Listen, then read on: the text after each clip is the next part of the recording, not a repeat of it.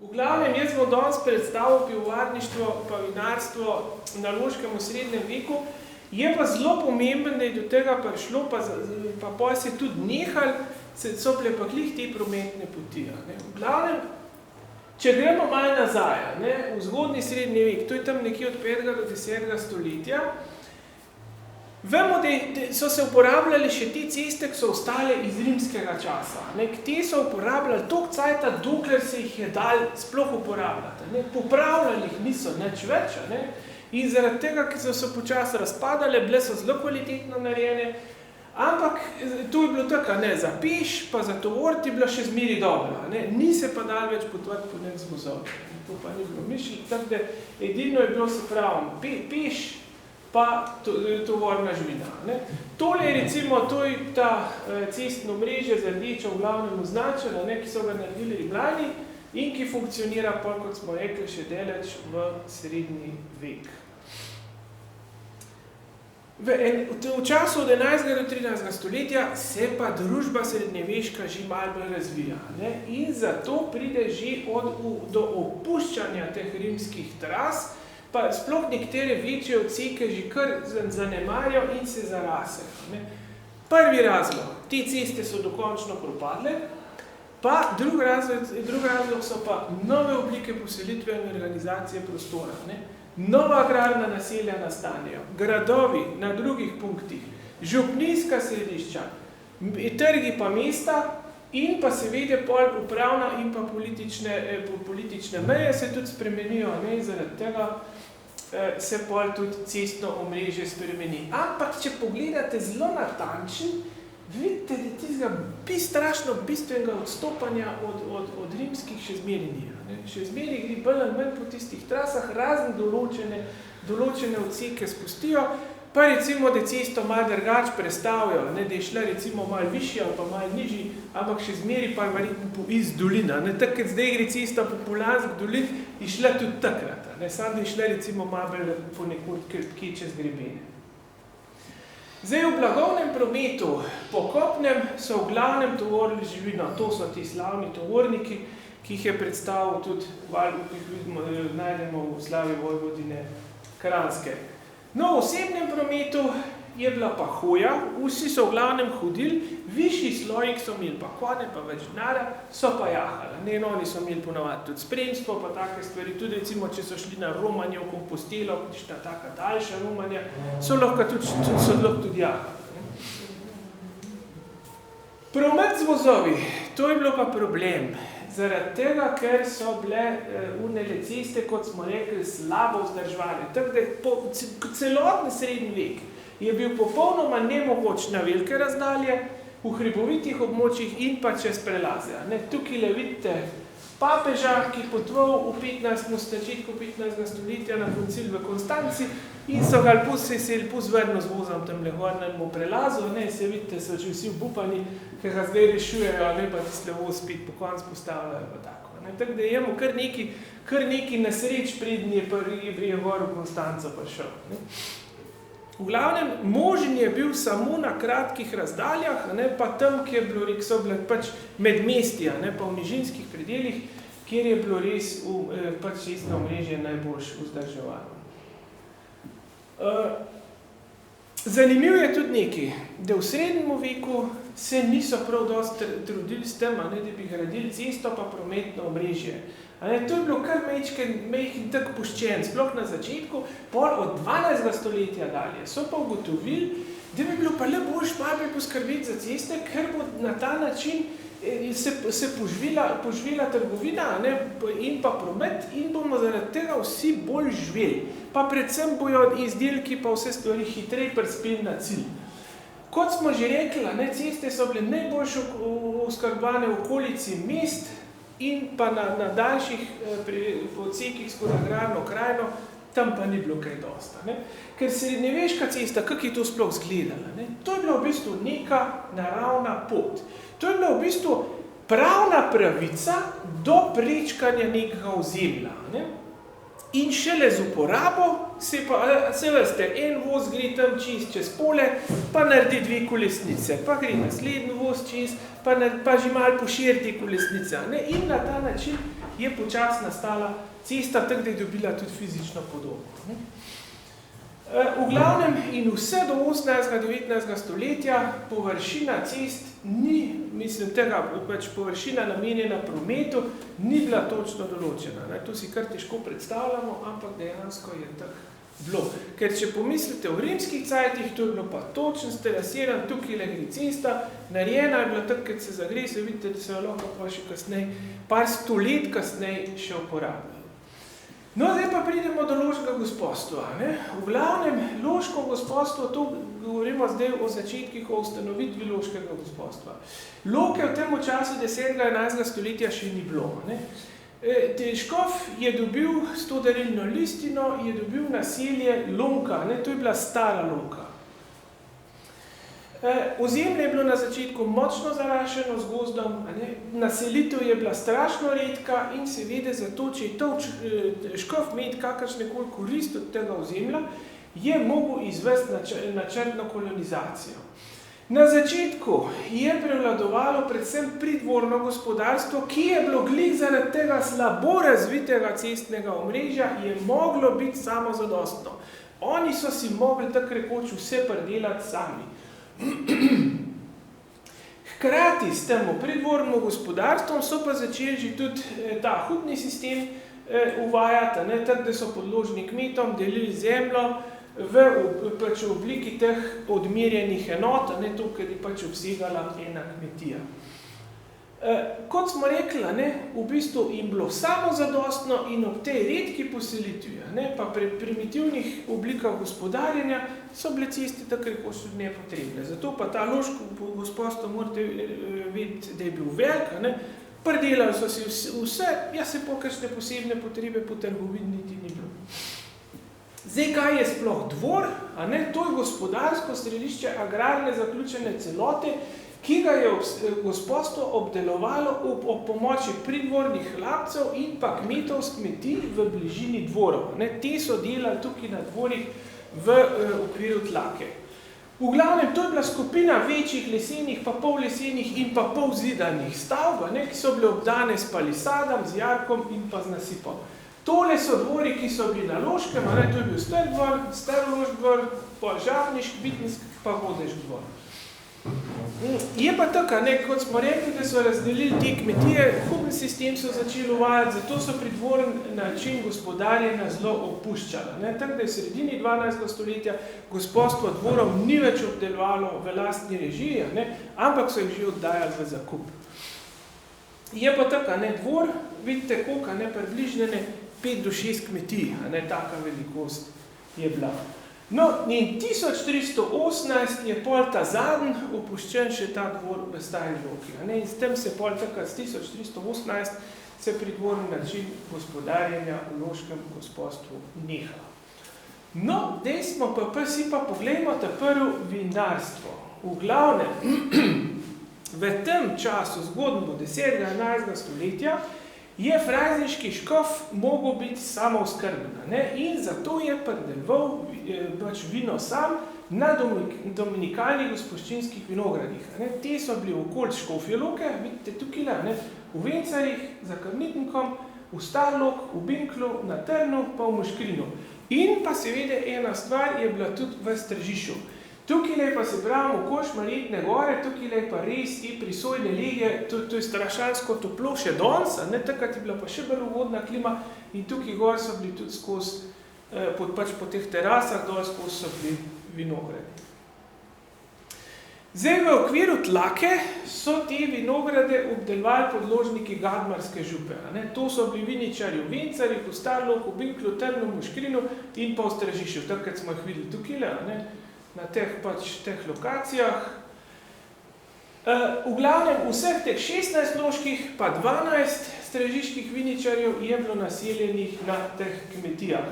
Dolžnost njihova glavna je bila pa obdelati vinograde, pa spraviti pridelko grajsko klet, pa seveda ga tam tudi uskrbeti, zato da se ta vin ni pokvaril. Ker tu je treba pol pretakati, pa to ni glih tako čisto enostavno. Že v 13. stoletju, in pol pred sredini 14. stoletja pa vinogradništvo na Loškem nazaduje. Moramo si nekaj predstavljati, da je kvaliteta loških vin se ni mogla meriti z vini frajzenške dolenjske posestja. Nekaj frajzenški škofje so imeli pa pol, bomo videli mečki kasneje, tudi posest na Dolenjskem. In zato so začeli vinograde na Loškem opuščati. Ta prvi so jih opustili v neposredni mestni okolici, tako da v sredini 14. stoletja se omenja samo še vinograd na Kamnitniku in pa 12 vinogradov na Šmarjetni gori.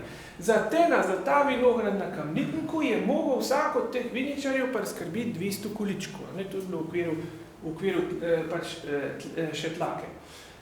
1423 se zadnjič omenjajo vinogradi na Šmarjetni gori in 1504 sploh več Urbar ne omenja nikakršnih vinogradov v okolici Škofje Loke oziroma na Loškem gospodstvu. S tem je vinske zgodbe na Loškem koncu. No, pa je pa frajzniška dolenjska posest, smo rekli, to je bil pa glavni vzrok, zaradi česa se tukaj neha s to. Ne vemo mi, kdaj pa kako je frajzniška škofija pridobila to posest. A je bilo to darilo, a so to kupili, enostavno se ne ve. Listinski viri so preslabi, mislim, enostavno jih ni. Vemo sam, da je v času škofa Elenharda imela tukaj škofija obsežno ozemlje. In to je bilo na obeh stranih reke Krke, to je današnja Šmarjeta, Šmarješke Toplice, pol med Škocjanom in Šentjernejem, vse do podnožja Gorjancev. Jaz se zmeni norca delam, ko smo šli kaj v Šmarjeta, jo mazjerja, se to je pa naše, čeprav je škof to pol predava. V glavnem leta 1965 je bil zgrajen grad v Klevevža, ker tam je mogel narediti neko središče tega dolenjskega frajzenškega gospodstva in ta grad je pol tudi postal. Ker frajzenška dolenjska posest ni bila primerljiva z Loškova.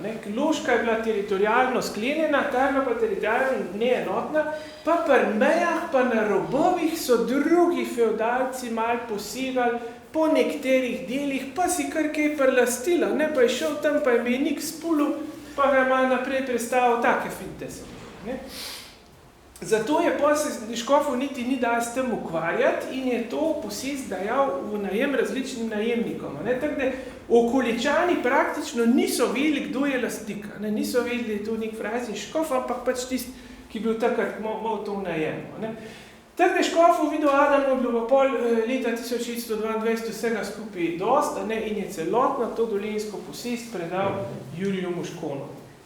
No, če si zdaj pogledate, to je zdaj Loško gospodstvo, s Polansko pa Sevško dolino, tole je pa ta dolenjska posest. Tudi ni bila tako mehna, sam se pravi, kot smo rekla, razdrobljena, pa vsi ta drugi so se še cukali zano okrog. Tako da ni bilo dol popolnoma nič prijeti.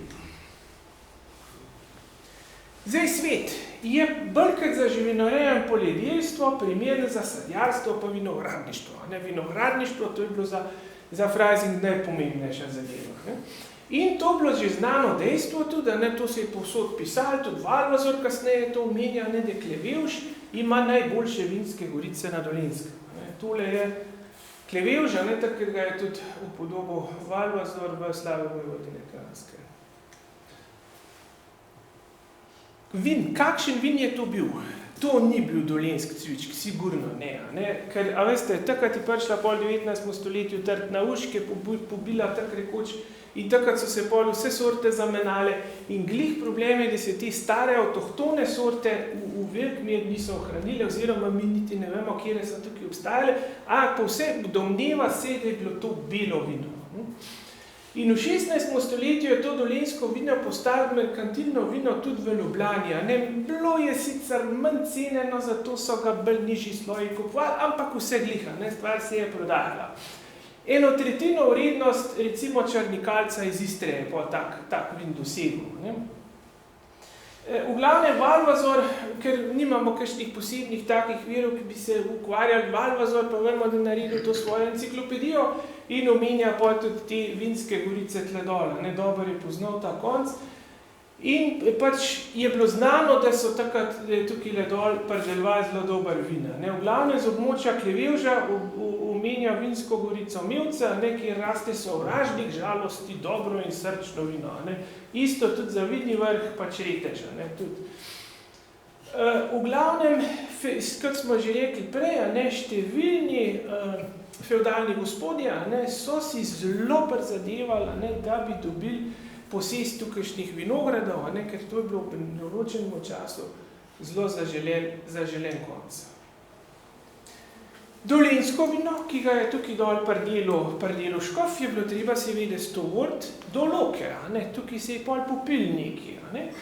In to so tvorili loški podložniki v okviru tlake. Ne. Bila je pa seveda razlika, ne, loško pa dolenjsko vino, čeprav sta se prodajala po enotni ceni. Ne? In sicer konec 14. stoletja je bilo to 26 soldov za loško vedro. Tukaj treba strašno merkati. Ne? Če so ga pretovorili z Dolenjske, da nisi ti kupil enega pa seko en vedro vina, pa zdaj bo slučajno dolenjska mera, zdaj bo samo 20 litrov. Ne? Ker če je bila loška mera, je bilo 40 litrov. Ne? To je bila bistvena razlika. Tako je pa v merah pa v težeh in treba biti zmeri previd, danes so poenotene in to malo bolj enostavno. Ne? Ampak takrat pa niso vledno, pa to treba zelo previdno postopati. No in kot smo že prej rekli, glih zaradi tega boljše kvalitete dolenjskega vina obstajajo vse te vinograde v okolici Škofje Loke. No pa vrnimo se malo v Loko. 12. stoletje, zdaj pa mesto že obstaja. Ne, nastalo je povsem na novo in sicer na sotočju Sevške in Polanske sore. Ne, razvije se pa, zakaj se Loka tako dobro pa hitro razvije? Ker je šla tukaj tako pomembna srednjeveška cesta, ne, ki je povezvala Italijo z večjim delom slovenskega ozemlja. Ne. V glavnem, pomen te škofjeloške ceste je bil v prvi vrsti cerkveno-političen, tudi strateški pomen in jasno pa z vsega tega pride ven tudi trgovski pomen, ker to je bila najkrajša povezava tukaj le čez in na začetku, je šla, prva pot izpričana je šla po Polanski dolini, pol proti Tolminskemu ozemlju in pa od tam naprej v Čedana. Tukaj le vidite, tukaj le se je začela z Mitnico, pa gre pa tle čez Oselca, čez Sirk, Koritnica, Tolmin, Kobarit, pa dolino Nadiže, pa v Čedat. S Čedadom ima Loka recimo tam v obdobju konca 13. začetka, mislim prve polovice 14. stoletja, zelo dobre povezave. 7 trgovcev tam redno trguje. Ne? Zdaj v zgodni dobi so največ so izvažali žvino, to so bili recimo koštrlni ovce, svine, voli, a ne recimo leta 1356, tu sam kot primer, ne navajam, Jakob iz Loke proda koštrne, Pavli iz Loke je prodal 204 ovac. Po 14. stoletju se začne pa še fužinarstvo na Loškem. To je bilo predvsem na sevškem koncu in so začeli pa na veliko izvažati žeblja. Pač železne izdelke žeblji so bili najbolj zanimivi.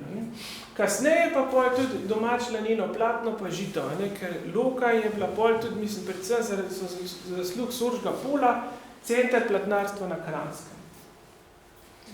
Zdaj iz Furlanije so pa pol loški trgovci uvažali italijanske barvne tkanine, to je bila zanimiva zadeva, pol dober teran, tisti takke ole, in pa seveda oljčne olje, tega v centralni Evropi ni bilo, to je bila sila zanimiva zadeva. In 1311 Nikolaj iz Loke kup od nekega Čedajca vina za 600 glejskih marka. Glejska marka, to dekuj dele razložim, se bo pol še nam ponekod opombe, da se loži sledi, to ni bilo. Takrat tisto času je bil oglejski denarij, ampak ta marka se je uporabljala samo tak pri računanju, drugače pa to ni bila monetarna enota. 14. pa 15. stoletje smo rekli, da so se začeli fužinarstvo želi v Sevšk dolina. Je bilo pa pol možno iz Loke do Čedada potovati tudi po Sevšk dolina. To je šlo pa Loka, Železniki, Sorca, Petrovrt, Baška grapa, pa je pa prišel na isto spet Koritnica, Tolmin, Kobarit, pa Čedada. Kot smo rekli, trgovina z železnimi izdelki. Pomen te Škofjeloške ceste je bil za obe mesti izjemen. Zato so leta 1377 pobudo dal Čedat, da bi obnovili ali pa celo naredili na nov določen del ceste med obema mestoma, da bi se dal popotovati elegantno z vozovi. Zdaj vprašanje pa je, kaj se je zgodilo pol dejansko res.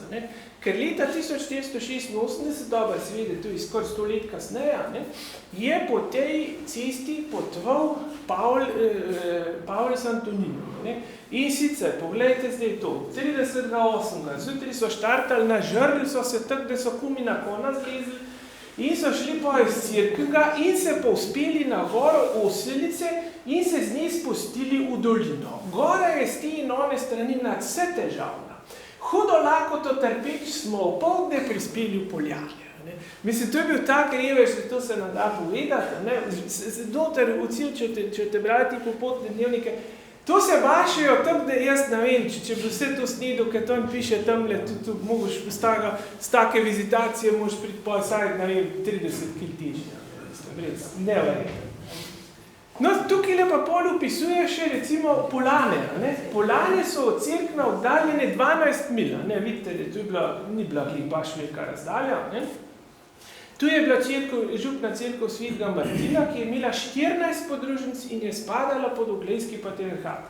Kraj je bil majhna vas, ležeča na ravnini, krasila pa je lepa reka imenovana Sora, ki je bila bogata riba.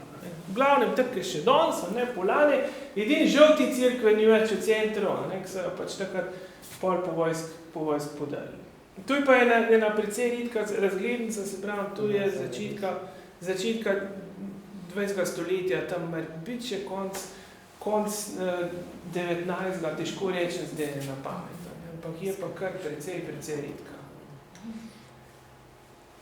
Zdaj, če pogledamo, imamo mitninsko knjigo Bača, iz leta 1536, a vidite, kako je bila cesta obremenjena. 1200 tovorov, vino, žito, železni izdelki, platno olje. 1176 valov, 127 konov, pa 400 glav drobnice in svin. Tok je šlo čeza, recimo, sam tukaj le, ja, da je tukaj pač zabeležen bilo. To je za leto 1536. Sam morate pa vedeti, da v tem času že zamira, gre že vse skupaj dol, tu ni več tist ek te ceste. Večino tega blaga so pol pretovorili podložniki Škofjeloškega gospodstva. Tako da v 16. stoletju je že, a vidite, manj prometnimi, tako kot sem rekel, ker njena zlata doba je minila. Predvsem zato, ker je posvetno gospodstvo Oglejskih patriarhov v Furlaniji in Posočju izginilo, ker leta 1420 patriarha porazijo Benečani. In to je bil problem. In enostavno ni bilo več tistega ta pravega naboja. 1425 je pa vojvoda Friderik dovolil loškim meščanom in podložnikom, da smejo uporabljati tudi cesto, ki je pa prek Žirov pelala v Italijo. In sicer to sta bile dve variante, pač tukaj se je razcepila, pa je Žiri, pa Vihar, Šegudovi, Črn, Vrh, Col, pa je šla pa tle Vipava, pa direkt en krak na Trst. Ta druga varianta je šla pa pol po tlele po dolin, po Vipavsk dolin in sicer do Gorice in pa naprej v Benečijo. Tukaj so imeli pa strašne probleme s ta cesta. V glavnem vzdrževanje je bilo pač naloženo tamkajšnjim podložnikom in z druge polovice 16. stoletja imamo določene pač dokaze o vzdrževanju te poti proti Vipavi. Ker 1573 je ta cesta od Žirov do Veharša, ki so jo mogli popravljati žirovski podložniki, bila praktično neprehodna. Ker Ločani so se takrat pritožili, da bojo mogli jeti po vina, ker se bliža Trgatov, to pomeni vsakoletna nabava vina, da ne ukažejo tem podložnikom, da bile ta cesta mečken popravila. In 1589 imamo pa spet pritožbo Loškega mestnega sveta, pač povejo, da se je treba za to nekaj plačati, da greš po te ceste, ampak da je tak rekoč spet neprehodna. In da vsakič je bilo praktično tako, da so se natovorjeni konji poškodovali, a ne, kakšna noga zvil, pa kaj taka, ne, težko pa pridejo skozi tudi jezdeci brez življenjske nevarnosti. Tako da cesta je mogla biti res obupno razsuljiva. Kot smo prej rekli, nihče tak rekoč ni skrbel za ceste. Vsi so raje videli, da vse lepo laufa, sam se vemo, sama se obena stvar ne vzdržuje. No, ta del poti so mogli pa vzdržati podložniki Črnega vrha, Godoviča, pa Hotedršce, pa prebivalci Veharč na lastne stroške. In s tem, ko so to naredili, so bili pol oproščeni mitnine na Colu.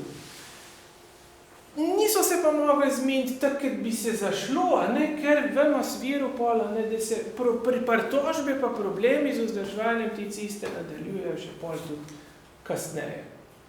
Je pa tako, da ta cesta za Ločane je pa velikega pomena, ker vsak let so za škofa pa njegove ožne znance pa sorodnike, kljub temu, da je imel vlog vin, na Dolenjskem vin, so mu tukaj kpila, v Vipavi, pa v Trstu predvsem sladka vina, in pa druga, taka tudi kvalitetna primorska vina v letni količini 10 do 12 tovorov. Tole so približne sorte, Muškat, Vipavc, Rebula, Črnikalc, Refošk, pa Terana. To je bilo gor v Freisingu čuda, če si takle vidi pa tovoru gor.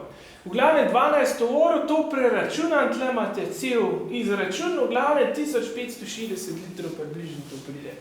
Zdaj za nabavo vina je na začetku skrbel kaščar. Od 16. stoletja je bil pa poseben gospoščinsko službenc, to je bil vinski mojster, ki je oskrbel klet in pa je skrbel za ta vin v kleti, da se seveda ni pokvaril, sam se ta vin so pa zelo hit naprej odpeljala, ga niso nič dosti tukaj pušali. No, med vsakoletne stroške je pa tudi 24 soldov za slikarja, ki je pa na te nasode narisal Freisniški grb, zato da se je vedel, čigav je vina, ne bi slučajno po pomoč kakšen kaj probil. Nakupljeno blago so spravili v lok na gradu, in ga pol odpeljali naprej v Freising. No, zanimiv je, da v začetku 14. stoletja se vino pa vinska embalaža omenja tudi v inventarnih popisih. Ker z Loškega gradu imamo ohranjene 3 popise premičnega inventarja, in sicer iz leta 1315, 18 pa 21, ki so nastali med uradnimi opiski frajziškega škofa Konrada III.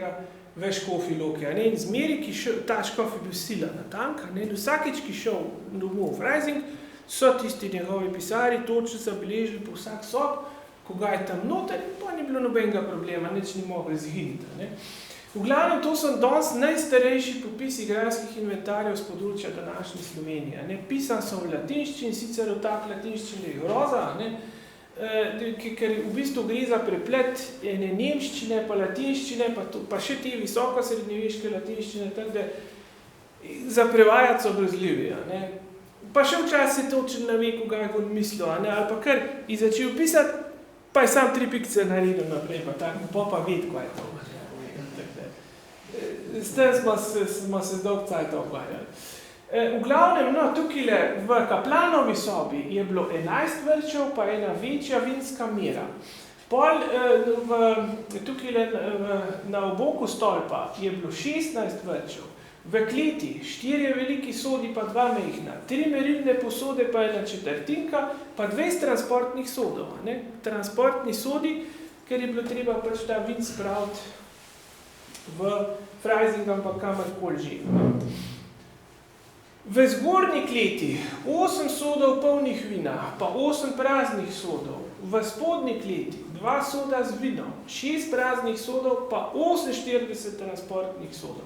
Poleg konjušnice 6 vrčev za vino, to je bilo že vse prazen, pa v Janezovi sobi, tu se še danes sprašujemo, kdo bil ta Janez, to ne vemo, je bilo pa 11 manjših sočkov, ki pa seveda za popis ne pove, a so bili prazni, a so bili polhni. Ne vemo, koliko je bil ta Janez podjeten. V glavnem, tukaj je pa nekaj teh redkih upodobitev, recimo Pjančvajna, pa takih zadev, to je tam za 14. stoletje, to je že zelo težko dobiti. Vidite tega le spodaj v kildru, pri sodih, in jim tle gor podaja, tele se pa veselo bašejo, samo veste, kak je pa to. Če ga je preveč, drug dan ni glih fleten, in pa taka je situacija. Tako je tale tlele, v glavnem, Pa nas oča zmeri pravo, ne, če angelček pije, pa angelček pijana, ne, tako da to neč nazbira, kdo se ga nažuka, se ga je nažukal, ne. V glavne se pravi, to so res redke, to so v glavne z teh iluminiranih rokopisov, ne, drugih upodobitev za ta obdobja praktično ni, ne. Imamo pa tudi fresko svete dele, ne, to je pa na zunanjščini cerkve v Crngrobu. V glavnem, tam so ti prizori že slabo razpoznavni, tole je kopija Marjana Tršarja, ne, sicer tu imamo pred nas v muzeju. In tukaj je tudi en ta čudovit gostilniški prizor, ne, vidite, da tukaj le kockajo, ne, tele tile so se stepila, ne, tele so kocke, pol tale dva kartata, tukaj le popivajo, pa gledajo, pa se za ta drugo mizo dogaja, tlele je prišla v štirka, ki prinesla še malce za natrkniti, pol tile dva, tudi tukaj le, ne, veselo, pravzaprav tile trije, ne, ti dva se tepeta, ne, v glavne neko rokoborbo se gresta, v glavne take, kako bi rekli temu, gostilniške norčije, ne, popoldanske, pa večerne, ker ga že vsi imajo. No, tole je pa pivsko posodje, to je pa iz komuna na Mestnem trgu, to je nekako tam 16-17 stoletje. To so recimo ti čist preprosti glineni vrčki, ne, ker to je tista, ne, tudi če ga je obzid vržena, bo nič hudega, ne, to je bila pač potrošna roba, ne, in pa tole je ena taka italijanska majolka z tistega časa, ne, približno, to je pa pač za točenje vina. No, škofu je bilo pa pol treba pretovoriti to frajzik, sam ni prišel iskrta, ne, tako da vino so mu tovorili pol podložniki bitniškega urada, ne, zato so bili pol oproščeni druge tlake. Sam je pa tako, ne, da ta tovorjenje jim je kar nekaj časa vzel in jih en cajt ni bilo doma, ne, jih ni bilo doma. V glavnem na začetku so tovorili sam do Oberfeldca, ne, tako da tukaj le gor, vidite, te Škofja Loka, Kranj, Tržič, Ljubljanice, Lovc, Šentvid, Brežje, Norbart, Oberfeldc, do tukaj le gor, ne. Pol kasneje se je pa škof povampiral, ne, in je rekel, da ni več dosti do Oberfeldca, da pridite trži do tukaj le gor do Mantendorfa, ne. To je bilo pa spet malo dana, ne. In od tukaj, od Mantendorfa naprej, so pa najeti tovorniki do Halajna, ne, tukaj le pa Salzburgu tovorili, tukaj sem so prišli pa naproti frajziški podložniki in so stovorili v Frajzik. Dobro je, to je še nekako šlo. Tukaj je pa še ena krajša pota, ne, recimo ta je bila pa čez Kurensk sedla, ne, tu pa šlo pa gor na Belak, na Špital, na Gmindn, pa do Mantendorfa. In znanje podatka, ne, za leto 1437, ne, da loški podložniki tovorijo z 12 konji rebulo in pa platno v Judenburg, tukaj so pustili platno, 10 tovorov te rebule so pa pol stovorili do Dunaja, kjer je bila spet škofova posest, od tam naprej so ga pa takrat pač poslali v Freising. Pol je pa škof imel še hujše zahteve, ne, da ne bi pa Bitničani stovorili vino vse do Freisinga. Seveda to pa in kakor ni šlo skupaj, ne, in niso hli enostavno, so rekli, da grejo sam do Mantendorfa in do tam in nečeč naprej, ne, in vidite, da leta 1618, 19, pa 1649 so se kompletno odprli. Takrat ni bilo mislica, niso tli premaknili. In pa do 1670, da vidite, koliko cajta se tu grejo, ne, to je kar neki cajta, pa loški podložniki ne tovorijo več nikakor do Freisinga, ampak so plačevali raj določeno odškodnino, zato so bili pol del cajta doma in so loži obdelovali lastne kmetije in so več zaslužili in so loži tisto razliko plačali, ker pa nekaj ne vem, koliko mesecev ne bi bilo doma. Ne.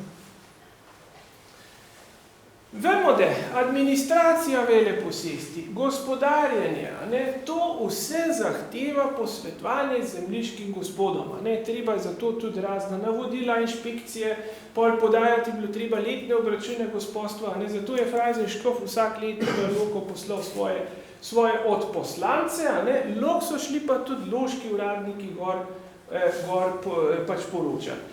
No, zelo zanimivo je pa za leto 1698, ne, ko je prišel pa dol Janez Frančiška, ne, in sicer 20 dni je potoval, ki je šel z velikim spremstvom za 500 km do Vinuco, 20 dni. Danes vemo, kako smo mi hitri z avto, ne, to je neprimerno, ne, tako da 16. augusta je šel s spremstvom iz Freisinga, 5. septembra so bili pa v Lok. Če so pa šli od poslanci res tisto ta najhitrejšo pot, so pa prišli približno v 11 dneh. Pol zelo pomembno je v 13. stoletju postala Reška cesta. To je bila Ljubljana reka, ker reka je bila pristanišče, in to je bilo eno glavnih izvoznih pristanišč za trgovino slovenskega zaledja. Tudi v 15. stoletju trgovci loški so spet na reki prisotni. In leta 1444 gre 5 trgovcev iz Škofje Loke s 45 do 60 tovornimi konji. To pomeni, da so ogromno so tovorili. Zdaj, kva so v glavnem izvažali? Kože, žito, žvino, pa lesne izdelke. Uvažali pa vemo, vino, olje pa sol, to, kar se pač dobi v Mediteranu. 25,000 tovorov letno v drugi polovici 15. stoletja. Konc 15. stoletja se pa naredi seranje, po domač povedan, nemiri, sicer Beneško-Habsburška vojna se začne, pa turški upadijo. In zaradi tega pol začne ta trasa upadati in seveda vse trgovino preusmerjajo prisilno v Trst. Če si pa hotel po cestah potovati, sploh na daljše razdalje, si pa mogel seveda za to se nekako skrbeti. Zato so poskrbeli hospici pa špitali, ta prvi so bili v okviru samostanov, pa so pa samostani iz te igre izpadli in kasneje pa samo še trgov in mesta. Samostani so imeli to prednost, da so oskrbeli vsakega potnika ne glede na stan. To ni bil nikoli problem.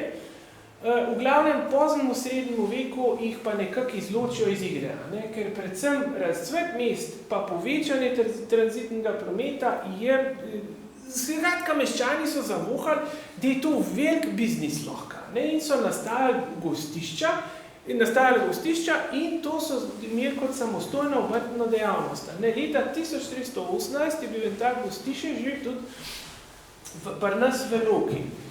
Zdaj, kako je izgledalo tako mestno gostišče? Neč čist hiša je bila, ki je imela izvesk, zato da je vsak videl, za kva se gre, pol je bil dnevni prostor, pa skupna spalnica s slamo ali pa z orečami iz listja.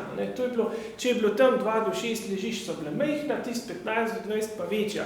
To tudi Santonino, če boste, kak je prespal tam, pa kako so se pol ulegli na tiste oreče, pa kako so jih pol bohe pa stenice žrle, so bili zjutraj čist bulasti, pa tako. Mislim, res, to se splača prebrati, ker so res take prigode, V glavnem pa vemo, da oni so kar dobro potovali, pa dobro spala, to niso bili v tistih najslabših namestitvah, rečemo temu. V glavnem v 14. in 15. stoletju je gostinstvo v povezavi s prometom zelo cvetoča dejavnost, se pravi, zaradi tega so pol samostane nekako izločili. So pa tudi kmetje malo goljufali, da te gostišča pa prenočišča so nastajala tudi na podeželju ob teh pomembnih tranzitnih cestah in s krčmarjenjem so se tudi ukvarjali, to na šverca, ampak to pač ne bi smeli delati. V sredini 18. stoletja je na loškem podeželju bilo 53 gostiln. Posejane so bile v prometnih cestah, če vidite tle na Polanskem, na Sevškem pol, na Soškem polu. V glavnem kar nekaj jih je bilo, 53 se jih našteje. In v sredini 18. stoletja v Škofji Loki srečamo 33 imen, pri katerih točijo vino. Na seznamu je bil omenjen tudi mestni vikar. V glavnem zgleda, da ali imaš vino stajo, ali kako v glavnem, malo se je ukvarjal s preprodajo. Od leta 1800 pa do začetka druge svetovne vojne v mestu in v predmestjih imamo 27 gostiln pa 2 kavarni. V glavnem se ta številka že zmanjšuje. V velikih se je dobila jedača pa pijača, prenočišče, pa hlev za konje, pa prostor za odstavljanje voza, srednje so imele, pač niso imele tega hleva, so imele sam jedača, pijača pa prenočišča, te manjše se je pa dali sam kaj pojesti pa popiti, ali pa sam kaj popiti pa si šel pač naprej.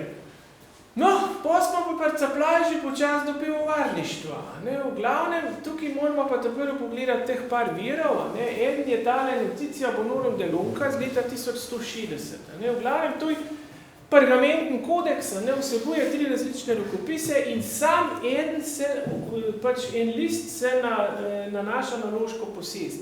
Nastal je pa v času vlade škofa Alberta. V glavnem, to je v 12. stoletju Važno je pa zaradi tega, ker je oskrbnik, je to delno po spominu, delno po zapiskih zbral za novo izvoljenega škofa Alberta, ne, zato da je mu on eno tako predstavo, kva lahko pričakuje od teh svojih posesti. Ne. Poglejte, tole recimo, mi se bomo omejili v glavnem na tele vdebeljene stvari, bojo nas zanimale. Ne.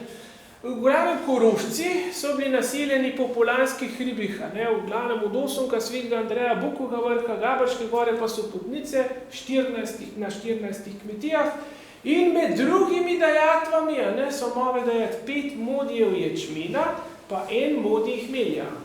To so predelovali, pač sestavine za pivo zdaj išemo. Pol Bavarci, ki so bili naseljeni na Soškem polu, so mogli dajati pa recimo po 1 modij hmelja. Drugih stvari tukaj le zapir niti ni navedenih. Ne? Pol Bavarci recimo, pol na drugom mestu piše, da dajo 80 modijev ječmina, pa 40, tukaj le še iz 4 dvorov, pride pa še 40 modijev ječmina. Tukaj le recimo, pa Reteča pa Godešču, 20 kmetij, daje 6 urn piva.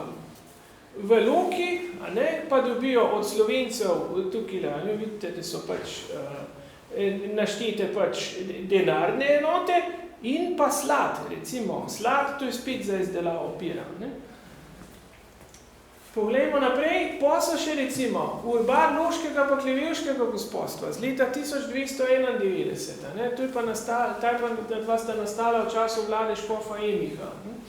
V glavnem pisci so anonimni, tisti za Klevevško urbar, drugač pa Loškega gospodstva pa napisal Nikolaj, tega pa vemo, se je pa pač podpisal.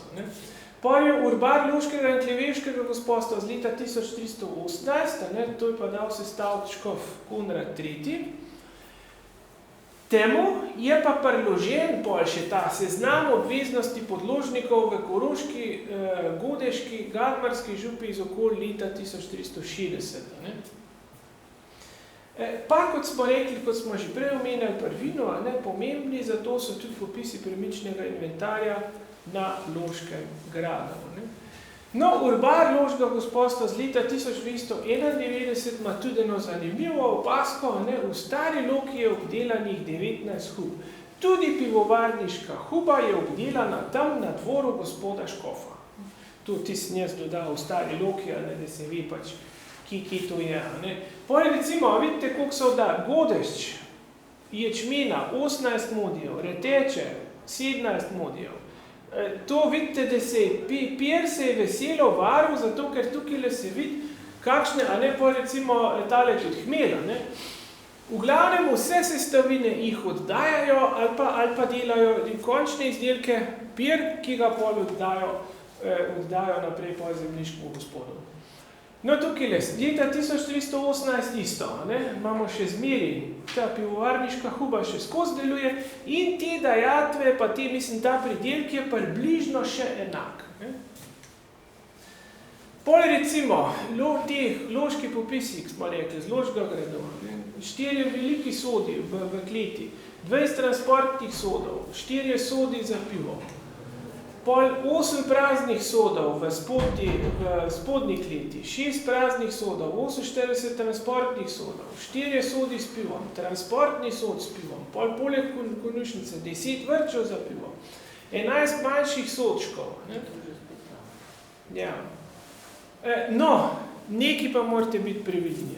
V glavnem, če gledamo za začetke sploh pivovarstva, jaz zmeri vsako zame v roko knjigo o pivu, ampak te knjige se morate bati v rah križa, ker tukaj notarji so napake take, da se pa to posplošuje na vse skupaj in zdaj vsi okrog takrat sploh, ki so bile ti razcvet teh malih pivovarn, tu je skozi telefon zvonil, a res, da je bilo prvo, ste imeli ta prvo pivovarno v Loki, jaz je nenorno, v glavnem pa ni res temu tako, ker tale gospod Repe je namreč pri teh stvarih mejčken falil pri prevajanju.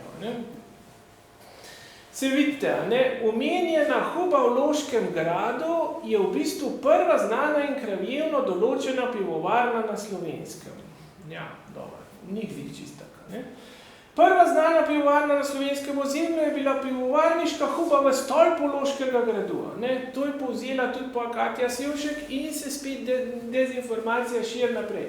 Že to vam mora nekaj povedati, da je pivovarniška huba. To je bila pivovarniška kmetija, kjer so predelovali sestavine in varili pol tudi pivo. Ampak to vemo, da ne more obstajati v stolpu gradu, ker kmetija ne more biti stlačena na tak, že imaš prostor, ki ti tole. To ne gre skupaj. In tukaj imate tudi eno cvetko, v tej pivovarniški hubi so gospodom Škofom v veselje začeli variti pivo pred malo več kot 700 leti. Ta podatek bi lahko imeli za stvarni začetek slovenskega pivovarstva. Tale pasus bi še nekako šel skupaj, če ne bi na naslednje strani pol tole. Tukaj pa pol čisto vse podrta.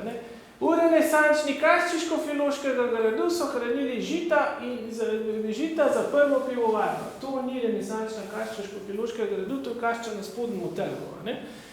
V glavnem je pa res, ker piše tam, to je pa Stopar, ki te inventarje prevajal pred leti v tisk knjig, tudi o Loki je to na robi napisal, ker je tam na robi prevedel in je napisal, da je bila kašča nagrado. In z tega pol tudi pol spet izhaja to. Pa tole, ta je pa še hujša. Grajski stolp Škofjeloškega gradu, verjetno lokacija prve zdane pivovarne. To ni bilo nič s tem, zato ker vsa ta huba, pa vse te stvari, ta kmetija je bila v stari Loki, na dvoru gospoda Škofa, dokler je dvor še obstajal. In ni imel z Loko nobene zveze takrat.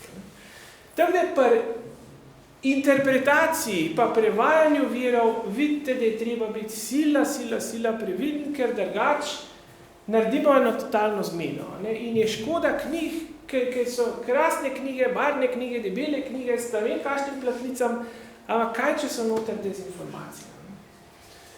12. stoletje, na razmah pivovarništva kažejo tudi tele, predvsem na Soškem polju tele dajatve. Reteče pa hodeš 20 kmetij, da je 120 ur piva, če bi to prevedlo današnje mere, je to 1200 litrov.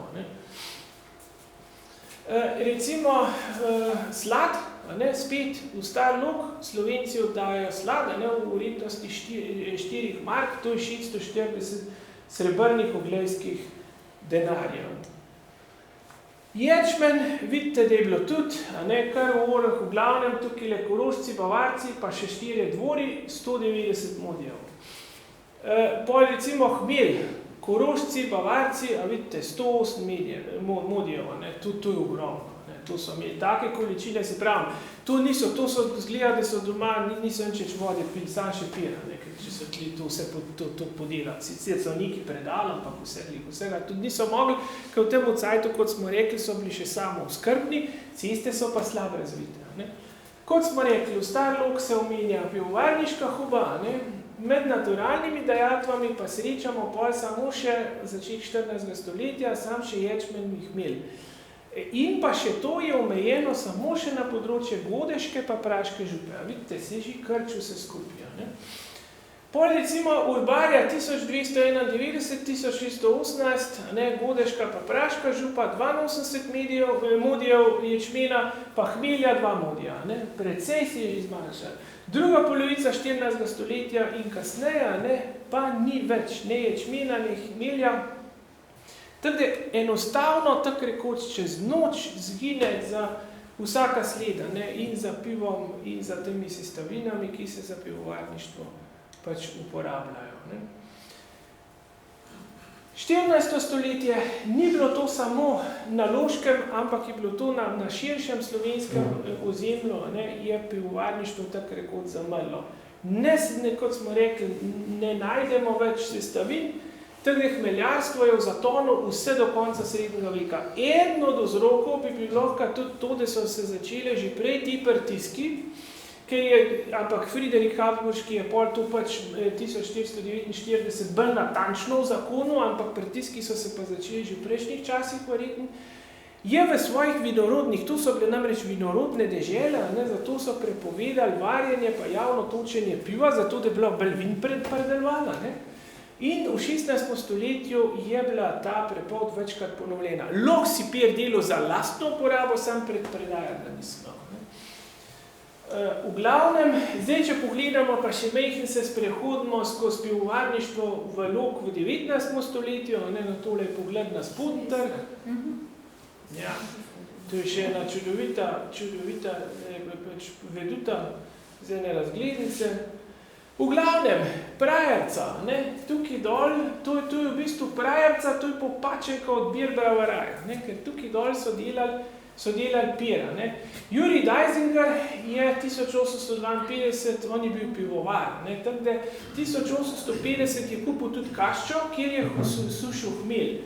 Pivo je delal pa prav tukaj v tih hiša, tlele v Prajerci, pol je kasneje prevzel pol to sin August Dajzinger, ampak seveda pol je vse skup zamrl, po letu 1881, so enostavno pol to hišo prodali na dražbi. No, v glavnem pol je pa to kupil Luka Šmid iz Kranja in je še przidu, tako da je še mečken povečal in pa kleti naštimo pol za varjenje piva, odprl je pivovarno, sam zelo hitro je umrl. Pol je njegova vdova Marija se je pol še encaj trudila pa delala pira, ampak pol je dala to 1911 pol sinu Josipu, ampak tega pa pol ni več to tako zanimala, pivovarstvo je enostavno prenehal. Največji vzrok temu je pa bil, da te mali pivovari niso mogli konkurirati pivovarni Union z Ljubljane. Ta jih je dobesedno požrla. No, ena taka atrakcija loška je bila pa tudi gostilna pri Soržu. To je tukaj le današnji Mercator, tam pa Mercator skladišče. V glavnem Georg Dajzinger je to hišo kupil leta 1856. Ti Dajzingeri so bili priseljenci iz Bavarske, niso prilučani in zboj so pa prinesli znanje o varjenju piva, vse veste, bavarsk pir, to je pa Oktoberfest pa take variante, to je pojem. Tukaj v hiši na Mestnem trgu je uredil pol špecerijo pa gostilno in prodajo, to je tukaj tlele bilo, prodajo je pa tudi pivo pa vino, pivo je bilo seveda na prvem mestu. V glavnem, to je zdaj današnji pogled na to hišo, tukaj je še zmeri ta vrata so ohranjena in tukaj gor je tudi ta Soržev pivovarski emblem, vidite tukaj. Pol je po leta 1868 je pol že sin prevzel, spet je povečal, na spodnjemu trgu je spet kleti si uštimo za legiranje piva, pol na placu je pa naredil tukaj zraven Kužnega znamna, je naredil pa pokrit paviljona, in tukaj so pol imenitni Lučani posedali in srkali zvečer Sorževo pivo. V glavnem, in boljši je bil baje od Mengešga, pa Majer se je zelo trudil iz Krana, tudi da bi prodaral na Loški trg, ampak so ga enostavno nekako izžvižgali, in sem enostavno ni uspel priti. Pol po smrti Georga Mlajšega je to premoženje podedvala žena Polona, in pol sin Josip pol nadaljuje gostilniško in pa pivovarsko dejavnost. Pred Prvo svetovno vojno spet tudi ta neha z lastnim pivovarstvom, ker je v Loške gostilne prišel Unionsk pira, pa je bilo spet konc vsega skupaj. Josip se je pol še posvečil trgovini, kukar cajt se je dala, ampak ni več postavljal paviljona od zunija, ker pač ta domača pivo kuha je zamrla, pa pol leta 37 je pa umrl, pol po drugi svetovni vojni, ki je bilo pa tako celotno premoženje nacionalizirano. No, pol pa še ena gostilna tukaj le pa Jakliču, ta bajta zdaj le trenutno glih prenavljajo, v glavnem tukaj pa sam to zato omenjamo, gostilna je bila pred civilka, imela prek 40 sedežev, pa zalogo mengeška piva, oni so bili pa na mengeško pivo takrat nacentrirani. V glavnem, vse skupaj gostilna je nekako obstajala do leta 1948, pa so pa spet vse skupaj nacionalizirane. Zdaj nekaj še o pivskih navadah, se veste, da ob nedeljah je bilo treba jeti zmerih maš pa tako, ampak je bilo zelo težko jeti z muštarije, ker tam je bilo tako, da Bog roka ven moli, in tista roka je sila dolga in te zelo hitro not potegne, pa rukneš enega, rukneš dva, potem pa že tista roka kar noter obdrži, in včasih sploh do cerkve prišli niso. V glavnem, V Loki je bilo več gostilna, ne, v kjer meščani redno zahajajo, ne, v glavnem tudi gostje tisti ta najbolj stalni so imeli svoj stalni sedež, buhvar, da se je kaj še drugo sedel, ne, tu so ga grdo gledali, pa tudi si se mogel umakniti, ne. Pa smeli so sedaj v 19. stoletju svojo kruhlico s tem ocinastim recimo pokrovom, ne, in če je bil vrč odprt, ne, pomeni, da je še pira, ne, da se pije, če ga je pa pokril, pa pomeni, da je zmanjkalo, ne, da ne je v štir še ena runda pa nese. S tem bi pa jaz tudi zaključil. Hvala lepa.